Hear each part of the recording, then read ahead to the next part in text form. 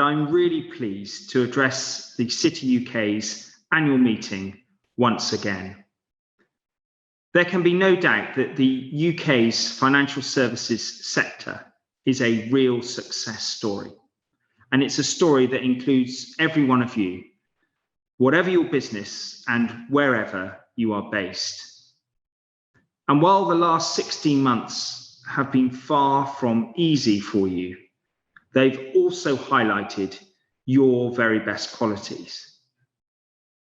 You've shown your adaptability in the way that you've pivoted from face-to-face interactions to online working in the blink of an eye.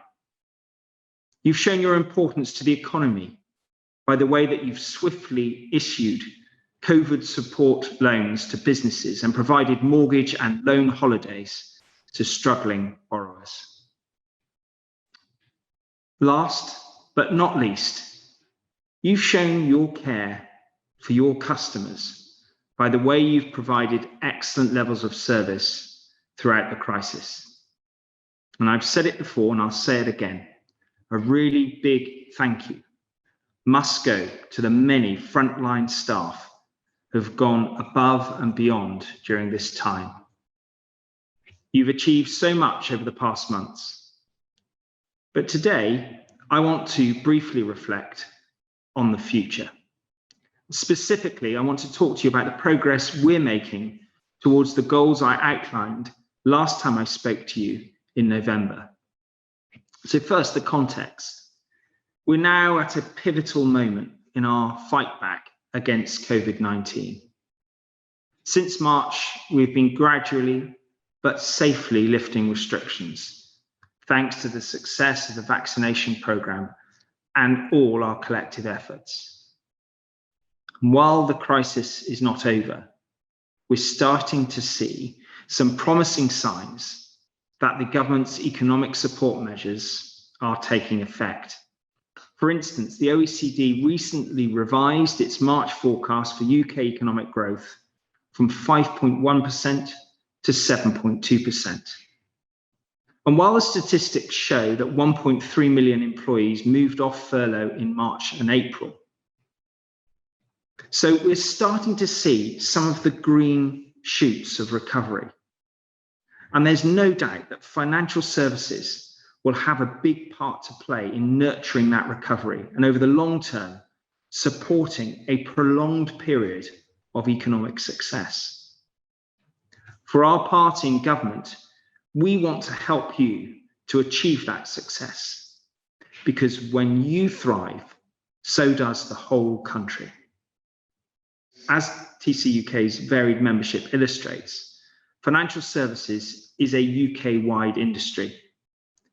So we want to do more to support you to spread opportunity and prosperity throughout the country by creating more businesses and driving job growth. And at the various roundtables and meetings I've held with financial services firms from around the UK over the past months, it's been great to hear about how we can achieve these goals.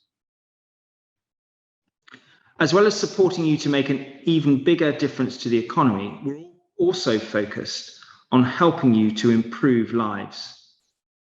That might be through our mortgage guarantee scheme, which is making it easier for people to buy a home with a small deposit, or through our breathing space scheme, which will help relieve the pressure on those struggling with problem debt.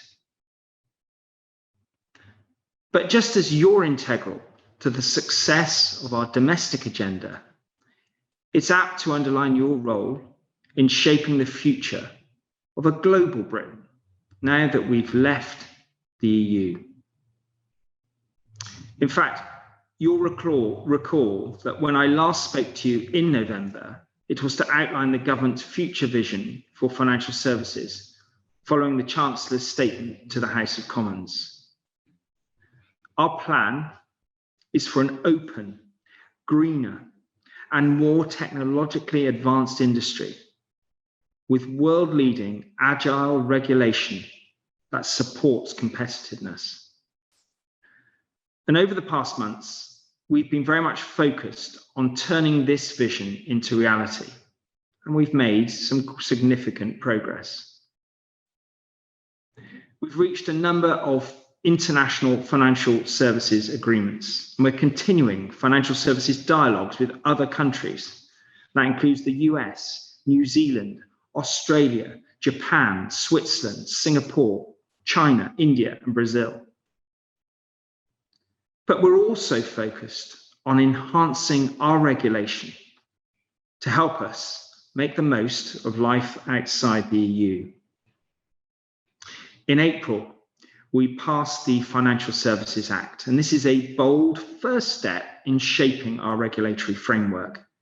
And its measures are going to cement our competitiveness and help us deliver for consumers and businesses. We're also looking very closely at how we can tailor our laws to better fit UK markets through our future regulatory framework consultation. I know that many of you have responded to that piece of work, and my team is now looking carefully at your contributions. I think there are about 120 of them, ahead of a second consultation with more detailed proposals in the last quarter of the year. So as well as seizing new opportunities, we're also examining how we can build on these existing strengths. So let's take fintech. A few weeks ago, we announced that we'd be taking forward many of the recommendations in Ron Khalifa's excellent recent fintech review. So those steps include measures to help fintech firms recruit the best talent from across the world through our new scale-up visa scheme, a regulatory scale box that will enhance support for fintech firms at early stages of growth so that they can grow more quickly, and more support for fintech firms that want to expand overseas. So making it easier for financial services firms to list on the stock market when the time is right. And that's why we've set out how we will take forward each of the recommendations in Lord Hill's recent listings review that were addressed to the Treasury. And that includes reporting to Parliament on the state of the city and undertaking a fundamental review of the UK prospectus regime. Finally, in this, the year in which the UK hosts both the G7 and COP26, we want to help financial services play its part in the fight against climate change. That's why we are launching a sovereign green gilt and at the budget, we announced plans for new retail savings product that will give all UK savers the chance to support green projects. So as you can see, there is a lot underway. And while this has been an extremely challenging period, I think we're now at an inflection point. As a country, we're beginning to move out of the crisis through recovery and onward to even greater levels of economic success. The financial services industry is going to be at the heart of all of this.